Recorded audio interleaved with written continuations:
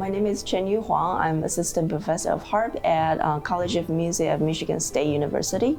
And joining me this morning is harpist Brandee Younger, and she did a lot of different interesting things. That's what I want to introduce her to our students. Can you tell us a little bit about yourself? Thank you so much for having me, first of all. It's always exciting to work with harp departments, but it's more exciting to work with harp departments when they can work together with other departments, specifically in this case, such a prestigious jazz department. So I'm really thrilled to be here because when departments work together like this, it's, many schools don't have the overlap. So I think it's really important for the students to have the freedom to step outside of their specific area of study. I think it totally makes a musician more marketable once they get out of school. The more you can do, the more you'll probably be hired to do. So I'm thrilled to be here. Thank you, and we're thrilled you're here. Brandee did a lot of different stuff other than just classical. I know you're also very involved with jazz, has a couple albums, and you're awesome to promote yourself in different things. So Brandee is here to do a masterclass with harp department and also jazz studio and entrepreneurship with Running Start. And on Thursday, she's giving a concert with jazz faculties. And can you share a little bit about how you started and what makes you want to just gear your career in a different direction than other people? Well, the honest answer to that now, as opposed to what I was thinking about before when I was younger, I really wanted to play music that I listened to. I wanted to play music that interested me, and also I noticed when I played concerts, my mom would always say, "Can you add something that people know?" And she would say that a lot. It would annoy me, but then I'd realize that some people were more receptive to the things that people know versus the other pieces that weren't as common that I spent so many months, so many months trying to learn. So I really began to think about that and to start to add repertoire into my repertoire that I not only wanted to play, but wanted to listen to.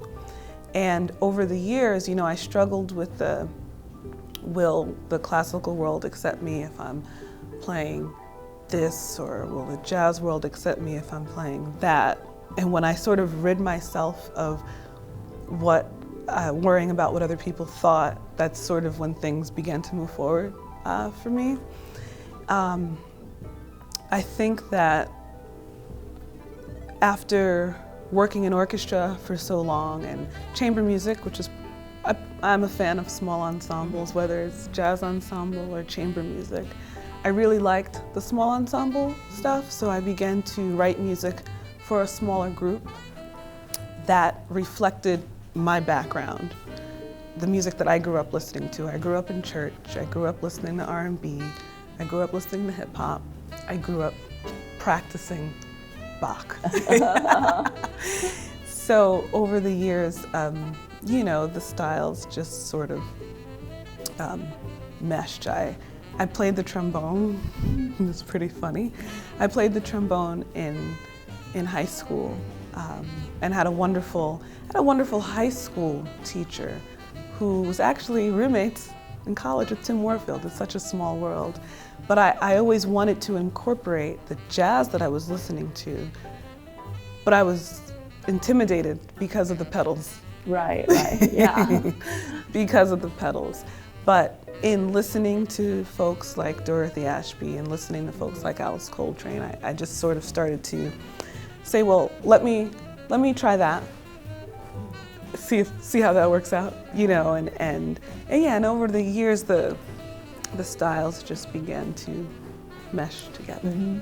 Awesome, and I think that's something that we really want to see in College of Music, because like nowadays we really encourage students, like you said, like the more things you can do, the more likely you'll be hired, and Right. also more likely you're encouraged to just find what you really love, Yeah. and not to follow other people's path. Right. That's Right. something that's so inspiring with your story. Oh, thank you. And I thought it's great if you know, like more departments could work together as a collaboration. Then out of school they'll see this, that we do this here in like a model in a college, Right. and they will be encouraged to, you know, collaborate with other yeah. artists.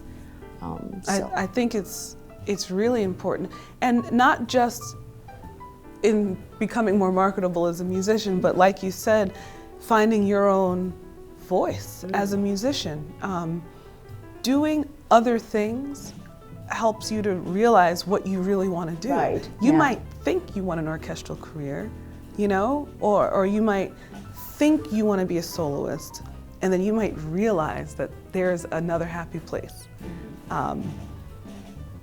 But you know, one of the major things for me after finishing the classical degree was doing this first recording session and sitting in the studio like this and asking, how would you like the chords played? I was humiliated, you know?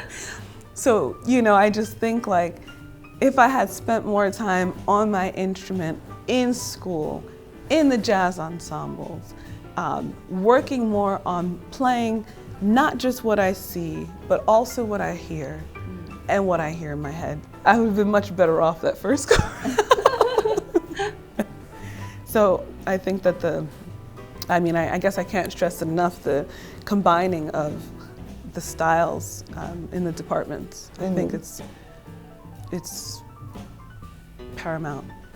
It's very important. Thank you. Do you have any suggestion or to our students who want to play different style but haven't really tried yet? You know, I think, well, the obvious answer here is to knock on the door next door. Such an incredible jazz department.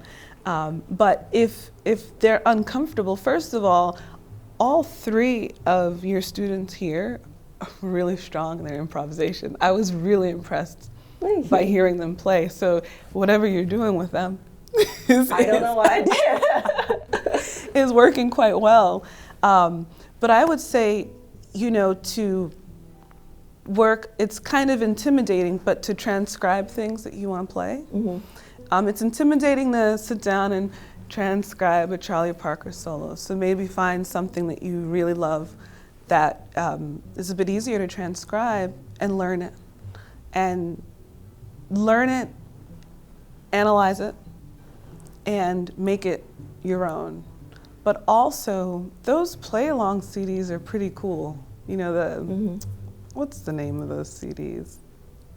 And I know there's some like they just come Jamie with Aebersold. Yeah, they come with a book. play-along Yeah. disc. So I think that's great for someone that's really uncomfortable to play in front of people, because you can be in your little Maybe I'll practice start room. that. Yeah, you can embarrass yourself to yourself. Yeah.